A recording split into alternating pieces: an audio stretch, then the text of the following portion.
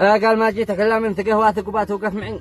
واعطيتني سلفه وعندي دين وانا بدفعه، جملت حالي يوم جار الوقت وانا ما معي، واعطيت ما قصرت والمعروف دايم تصنعه،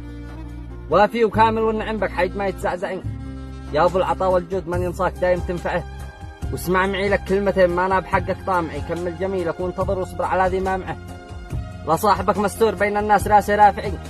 لا تفضحه في كل مجلس وانتبه لا توجعه، مشي تسمع بي عباد الله لا ماشي معي عبر التواصل الاجتماعي، ضغطنا لا ترفعه بالواتس والفيسبوك حالاتك تشارك موقعي، وتقول مقصوده وانا المقصود دي باترزع، يا ذاك عاد فينا ضمير واحساس به نتوجعي،